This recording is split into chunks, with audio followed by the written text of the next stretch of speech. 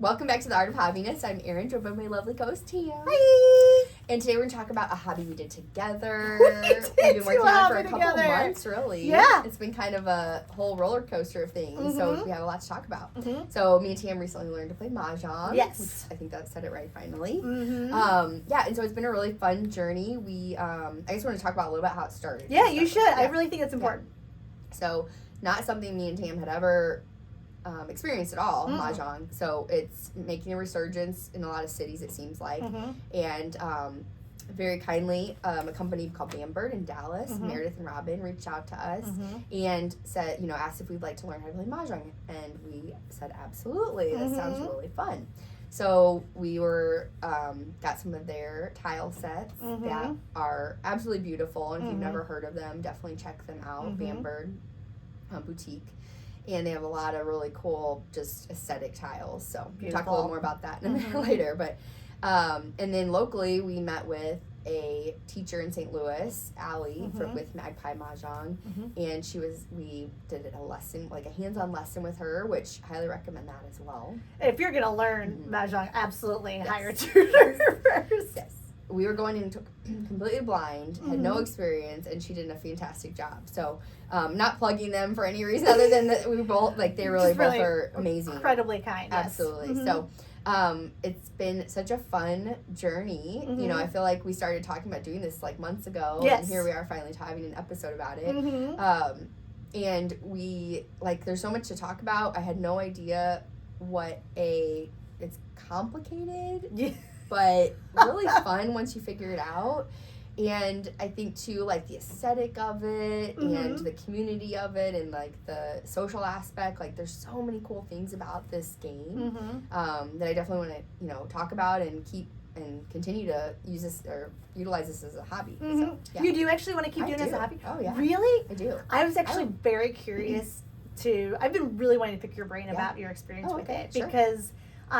Well, we know that I'm the resident hobbyist in this podcast, right? And so I was, one, just really excited to do the hobby, 2, excited to do it with you, and then 3, excited to see what you actually thought of it. But before we go into all of that, when she first approached you and was like, do you think you ladies would ever be interested in learning Mahjong? Did you think that it was the game that we used to play on the computer when we were kids? That's come up several times, and I didn't honestly that thought didn't cross my mind, but I know almost everybody we've come across that doesn't know Mahjong has said that. And I'm like, oh, well, yeah, that makes sense. But yeah, so, yeah. That's literally what I thought it was going to be. I was like, I love Mahjong. I never even considered it being a hobby. Let's do it. Yeah. And for our listeners, it's nothing like that at all. Nothing like that at all. all. I do think it's something at least people are aware of that game and know kind of the name and everything, kind of what the idea of it. Well, if you've ever played a computer game, you know that there's tiles and you know they have these beautiful, characters or cracks on them, and such, and bamboo images and stuff like that on there. So you utilize the tiles, you just use it in a very different fashion, right? And it's this whole it's almost kind of like a dance, honestly. Yeah. And I even think it's named after a dance, the Charleston, whenever you kind of set up the game and get it all together. But okay, so I want to talk a little bit more though about you trying this as a hobby because we've kind of pretty much established that you figured out several weeks ago that you're very happy with your 10-minute hobbies once a day, and it's usually around walking or yoga. So when they approached you and asked if you wanted to play Mahjong, did you have any hesitations at all, or were you really not interested? at all. I had no hesitation because I'm not stuck on just doing the same things all the time. If the opportunity presents itself, I'm definitely very open to trying new things. Yeah. Do you typically like trying board games or playing board games? I do. Do you? Yeah, I do. Yeah. So that's probably made it a little bit more open-minded for you. That's true. Okay. Yeah. And then do you feel like doing it with me would have made it a little bit more I'm gonna need some honest answers, Erin. Do you think doing it with me made it more fun for you, or did it make it a little more hesitant for you to do? No, it made more fun for sure. Yeah? Yeah, definitely. Okay. I think too, it breaks down that fear of putting yourself out there and meeting somebody new, meeting Allie in person and doing that lesson with her. I couldn't imagine doing that with anybody else. Oh my God, I love you. So now I want to talk about our actual experience of learning to play. Because Okay. I thought it was kind of interesting, you know. I felt like, did you feel overwhelmed when you first sat down, when you started going over, like, the tiles and the rules and everything? What was your initial reaction? So my initial reaction, well, at first it came with like a paper, like step-by-step guide. And I think initial step-by-step, I think I totally followed that. I feel that part for me was very much spelled out in a way that I could follow. I don't think I started to get panicked and overwhelmed until the card came out with all of the hands that you could possibly win. It's like an Excel spreadsheet, which you would think I would be totally in because I do like my Excel spreadsheets, especially in my work life.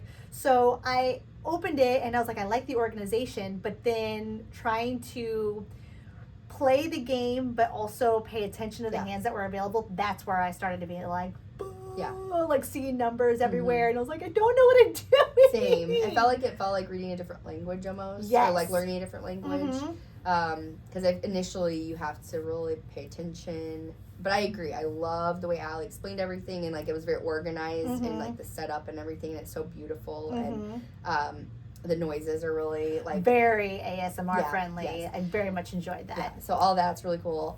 But yeah, when you get down to like actually trying to make the combinations, like that initially is like, oh my gosh, kind of overwhelmed. But there was a moment when I feel like it kind of did click. I don't know if you felt like that. No. Okay. Well, I was lucky enough to actually win. You did. You won the very first. I was so excited. It was so fun. I was really so rewarding. proud of you. Yeah. And super jealous at the same time. Do you know that I'm pretty competitive? I did know that. You did know that? Okay. Yeah, so it was really mixed emotion. Sorry. When you not only were like clearly getting it and then won, but also me being like, I'm so happy for my friend for getting this so quickly and winning. I feel like some of it was luck, you know. I do think the game it is a little bit of luck. I mean, there's a lot of strategy, but depending on what you get initially and all that. So, but I think that's the other thing I really enjoy about it is it really is like a mental challenge. It is incredibly mentally challenging, and I really personally think I really like that about it. Like I like card games. I used to play card games with my grandmother, and it actually kind of reminded me a lot lot of the game Rummy. Did you ever play that game? Yeah. It reminded me a lot of that. So there was kind of a nostalgia hit that it kind of touched for me. But now I feel like it's a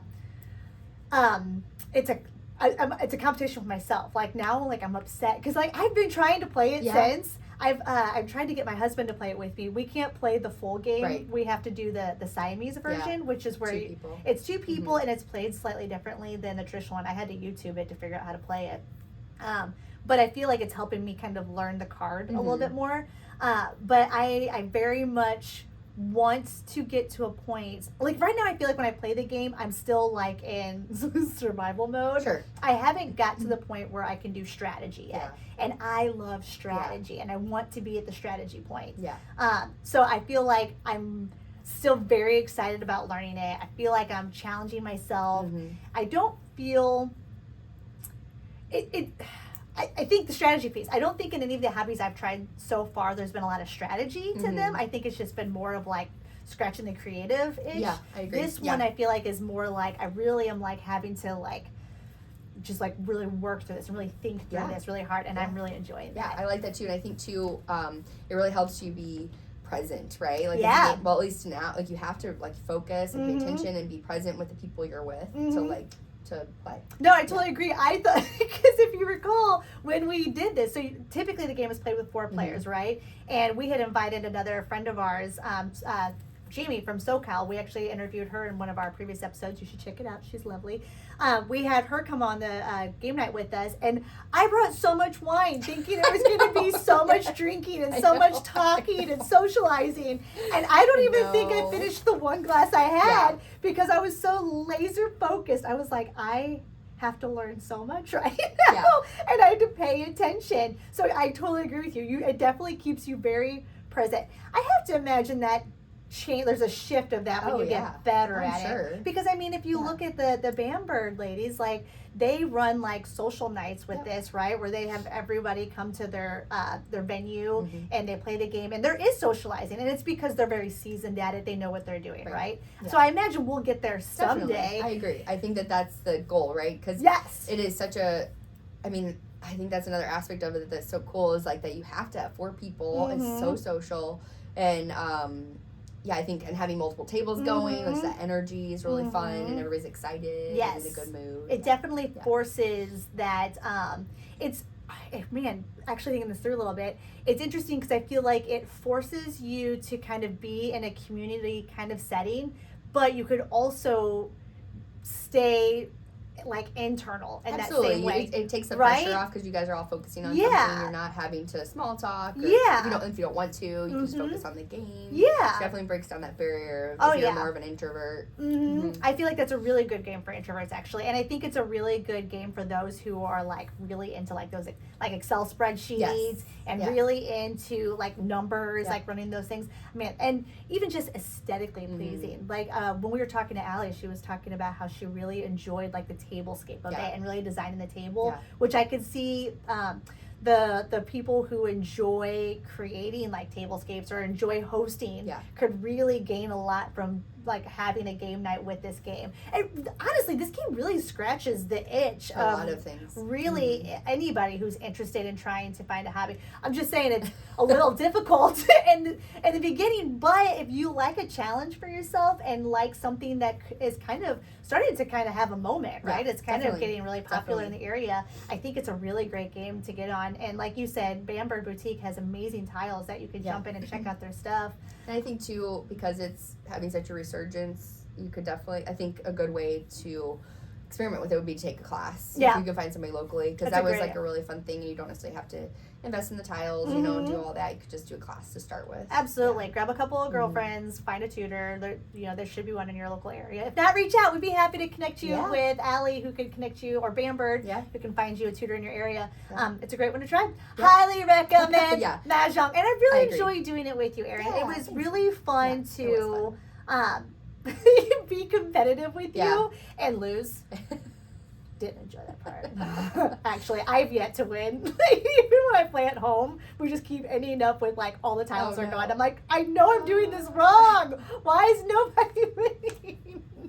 But I did enjoy trying to do a hobby with you. And honestly, if we could try to do a couple more like that, I'd really like to try some more hobbies. I don't know what they are yet, but I think I may be asking you to try to do another one. Sounds good. No, I agree. It was super fun, and I really appreciated all of the challenges and joy from it. I felt like it was really, I just really appreciated the girl collaboration with it. You know, like we had these 2 women who started a company built around building community among women, who then reached out to a local woman, not even in their area, and then connected her with us. And it was just like, total support system. It's amazing. Oh, these ladies like hobbies and I have a podcast about it. Have you ever tried this hobby? No? Well, let's connect you with somebody who could teach you how to do it. Let's talk about it.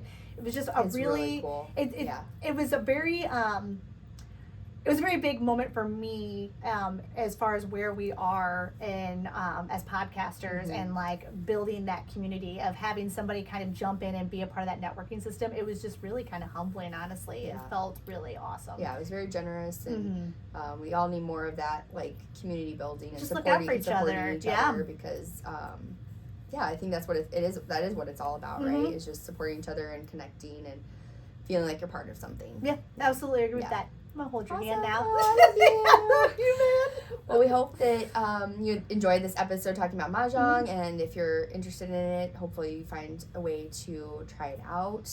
We've definitely posted some videos about it already. I mean, we've had 3 podcast episodes about it now. Are you not getting to the Mahjong? But yeah, join us next time on The Art of Hobbiness for more talk about hobbies and self-care and finding happiness. Catch you next time. Bye. Bye.